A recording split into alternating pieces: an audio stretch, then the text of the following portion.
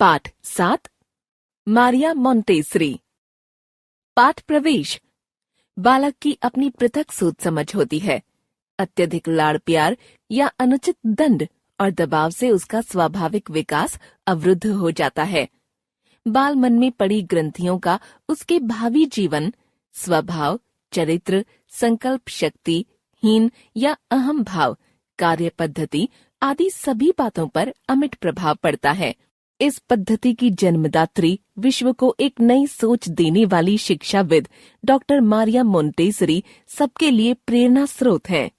बच्चों की स्वाभाविक क्रियाओं का दमन न कर उनको अपने अंदर के गुणों के प्रदर्शन और विकास का अवसर दिया जाना चाहिए।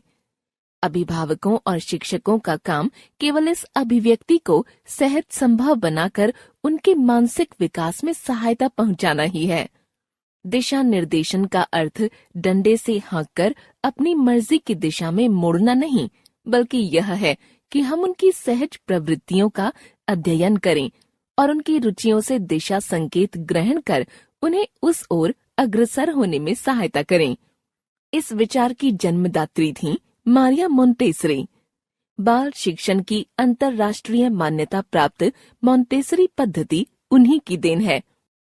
इस शिक्षण पद्धति के मूलभूत सिद्धांत हैं: धैर्य शिक्षक की कसौटी है, शिक्षक जागरूक अवलोकनकर्ता बने, बालक की गतिविधियों का सूक्ष्म अध्ययन करके देखें कि वे क्या सीखना चाहते हैं।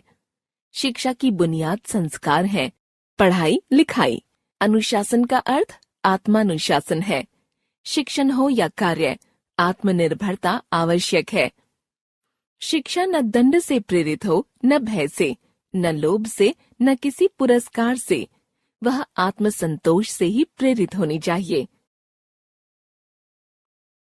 पर मारिया मोंटेसरी का अपने देश से बाहर जो सम्मान था, उसका प्रभाव एक अभूतपूर्व घटना है। स्पेन का गृह युद्ध चल रहा था। एक दिन मैडम मोंटेसरी बच्चों के साथ घर में थीं कि मकान एक सैनिक दस्ते से घिर गया। मौत लगभग निश्चित थी। मारिया ने बच्चों को इकट्ठा किया और उनमें आत्मविश्वास भरना शुरू किया। सभी को मरना है, प्रार्थना करो कि ईश्वर हमारा मार्गदर्शन करें। भीतर प्रार्थना के बीच मौत की प्रतीक्षा हो रही थी और बाहर मकान की दीवार पर कमांडर लिख रहा था, इस मकान का सम्मान करो, यह बच्चों की एक महान मित्र का मकान है। इस वाक्य को पढ़कर सैनिकों ने उस मकान को ध्वस्त करने की बजाय वहां सुरक्षा का प्रबंध कर दिया। मारिया मोंटेसरी का जन्म 31 अगस्त 1870 को इटली के चियरावल्ली नामक स्थान में हुआ था। माता पिता की इकलौती और लाडली संतान सपनों और कल्पनाओं में खोई रहती थी। इसी कारण बालिका पढ़ाई में कमजोर थी, पाठ याद न रख पाती और फेल हो जाती। माता पिता निराश हो गए। उन्हें क्या पता था कि यही कल्पनाशील बालिका एक दिन महान शिक्षाविद के रूप में विश्व में ख्याति प्राप्त करेगी। एक बार मारिया को तेज बुखार हो गया था। डॉक्टरों ने खतरा बताया। माता पिता रोने लगे। बालिका ने मुस्कुराकर कहा, चिंता ना करें, मरूंगी नहीं, मुझे अभी बहुत सारा काम करना है। और सचमुच वह यह महान कार्य करने के लिए बच गई। बच ही नहीं गई, उसके बाद परीक्षाओं में भी सफल होने लगी। उसकी संकल्प शक्ति जो जाग गई थी। प्रारंभिक शिक्षा के बाद माता पिता ने उसे अध्यापिका बनने की सलाह दी। 18वीं शताब्दी में एक लड़की के लिए इससे अधिक अपने भविष्य की सोचना एक असामान्य बात थी। पर मारिया इंजीनियर बनना चाहती थी। वह लड़कों के साथ एक तकनीकी स्कूल में गई। परिवार ने समाज की परवाह न कर इजाजत दे दी। प्राथमिक कक्षाओं के विपरीत अब स्कूल में उसकी प्रगति इतनी शानदार थी कि अध्यापक तथा सहपाठी सभी दंग रह गए। सभी उसका सम्मान करते थे। पर मारिया अभी भी संतुष्ट न थी। फिर उसने एक नया निर्णय कर डाला। वह चिकित्सक बनेगी। इटली में तब तक किसी लड़की ने मेडिकल कॉलेज में प्रवेश नहीं पाया था, पर वह अपने संकल्प पर दृढ़ थीं। उन्होंने गणित छोड़कर जीव विज्ञान ले लिया। मेडिकल कॉलेज में प्रवेश के लिए प्रार्थना पत्र भेजने पर रोम विश्वविद्यालय ने प्रवेश देने से इनकार कर दिया। माता पिता ने भी विरोध किया, पर दृढ़ निश्चय के आगे कौन सी बाधा टिक सकती है। वे सफल हुईं। अपनी योग्यता से छात्रवृत्ति भी प्राप्त की और इस तरह इटली की प्रथम महिला डॉक्टर कहलाईं। 1896 में मारिया ने रोम विश्वविद्यालय से एमडी की उपाधि प्राप्त की। इसके शीघ्र बाद बर्लिन में हुई फेमिनिस्ट कॉन्फ्रेंस में मारिया ने समस्त इटली की ओर से प्रतिनिधित्व किया। वहां से लौटने पर वह रोम के मेंटल हॉस्पिटल में सहायक डॉक्टर के रूप में नियुक्त कर दी गईं। यही मारिया मोंटेसरी के जीवन का महत्वपूर्ण मोड़ आया। अस्पताल में मानसिक रूप से बीमार रोगियों की दयनीय दशा देख उनका मन पसीज उठता, विशेषकर उन मंद बुद्धि, अविकसित या बिगड़े बालकों को देखकर जो पागल नहीं थे पर उन्हें पागल करार दे दिया गया था। उनका आचरण असामान्य था। उन्हें सही ढंग से शिक्षित किया जाए तो उनमें से कई ठीक हो सकते थे। यही सोचकर डॉक्टर मारिया ने अपना प्रयोग प्रारंभ किया। प्रयोग चलते रहे, बढ़ते रहे और मारिया अनजाने ही चिकित्सक से शिक्षिका के रूप में परिवर्तित होती गईं।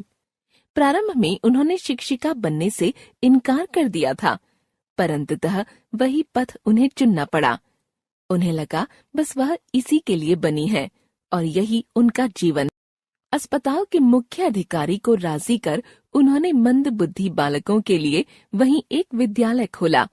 प्रयोग सफल रहा, बच्चे सुधरने लगे, कुछ तो पर्याप्त बुद्धिमान भी निकले। मारिया के काम की सर्वत्र प्रशंसा होने लगी। उत्साहित हो उन्होंने प्रयोग को आगे बढ़ाया। सोचा यदि अविकसित और बिगड़े बच्चे सही ढंग के शिक्षण से सुधर सकते हैं तो क्यों न सभी सामान्य बच्चों के लिए भी प्रारंभ से ही ऐसे सही शिक्षण की व्यवस्था की जाए कि वे बिगड़े या पिछड़े नहीं। उन्होंने देखा कि बच्चे शांति से कभी नहीं बैठ सकते, तो शिक्षक उनसे यह उम्मीद ही क्यों करें कि वे शांति से बैठकर शिक्षक को सुनते रहें। बच्चों को उनकी स्वाभाविक प्रवृत्ति के अनुसार स्वतंत्रता से अभिव्यक्ति करने का अवसर देना चाहिए। इस तरह खेल और कार्य के माध्यम से शिक्षण की नवीन पद्धति का भी श्री गणेश हो गया। प्रयोग और भी आगे बढ़ा। उन्होंने शिक्षकों के सम्मेलन बुलाए, उन्हें समझाया कि वे बच्चों को सुनाए नहीं, उन्हें सुने, उनकी रुचि को देखें और उनके अंदर छिपी खूबियों को विकसित करें। पर दुर्भाग्य से मारिया के अपने देश इटली का तानाशाह मुसोलिनी उनके विरुद्ध हो गया। अतः मारिया को 64 वर्ष की वृद्धावस्था में इटली छोड़ना पड़ा। तानाशाह शासक बाल मन में व्यक्ति की स्वतंत्रता का बीजारोपण भला कैसे सहन कर पाता। हिटलर ने भी मारिया की पुस्तकों से उनका पुतला बनाकर सड़कों पर जलाया। सन 1898 में ट्यूरिन में आयोजित शिक्षा कॉन्फ्रेंस में जब उन्होंने अपने अनुभवों और प्रयोगों को शिक्षा शास्त्रियों के सम्मुख रखा तो एक बार फिर समूचे विश्व का ध्यान उनकी ओर आकृष्ट हो गया। सन 1904 में मारिया मोंटेसरी रोम विश्वविद्यालय में अध्यापन कार्य करने लगी थीं। 1906 में वे मजदूर वर्ग के नेता टाल्मो से मिलीं और अपना विचार उनके सम्मुख रखा। उन दिनों इटली में मजदूर बच्चे अशिक्षा और असभ्यता के अंधकार में पड़े थे। मारिया ने उनके लिए लारेंजो नामक गंदी बस्ती में प्रथम बाल निकेतन खोला।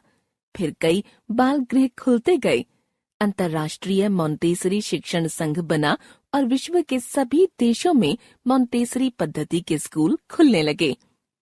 वे इटली के मजदूर बच्चों और अविकसित बच्चों की मां ही न रहीं, बल्कि विश्व भर के बालकों की ममतामयी मां कहलाईं।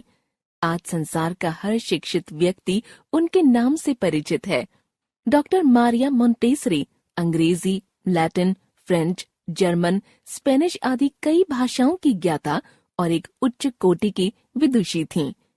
उनकी लिखी पुस्तकें हैं the Montessori method, the child, the secret of child, the method of scientific pedagogy, education for new world, education in the elementary schools, peace and education. इन पुस्तकों का विश्व की अनेक भाषाओं में अनुवाद हो चुका है। अपने भाषणों, लेखों और पुस्तकों द्वारा उन्होंने शिक्षा शास्त्रियों की अनेक शंकाओं का समाधान किया है। अंत तक वह इसी अनुसंधान कार्य में लगी रहीं। इस सिलसिले में उन्होंने अनेक देशों की यात्राएं की। नवंबर 1930 में मारिया भारत भी आई थीं। अपने अंतिम दिनों में मैडम मोंटेसरी को पिछड़े अफ्रीकी देशों के बच्चों की चिंता सताने लगी थी। वह वहां जाना चाहती थीं, पर उनकी यह इच्छा पूरी न हो सकी। 6 मई 1952 को 81 वर्ष की आयु में उनकी मृत्यु हो गई। उनकी दृष्टि में तो उनका यह मिशन अभी अधूरा था, पर वह उन सौभाग्यशाली लोगों में से एक थीं, जिन्होंने अपने जीवन काल में ही अपने सपनों को साकार होते देखा। वे एक असाधारण नारी थीं, जिन पर विश्व भर के बालकों और उनकी माताओं को गर्व है। सन 1970 में उनकी जन्म शताब्दी को अंतर्राष्ट्रीय शिक्षा वर्ष घोषित कर उनकी स्मृति में एक विशेष डाक टिकट जारी किया गया था। लेखिका आशा रानी बोहरा।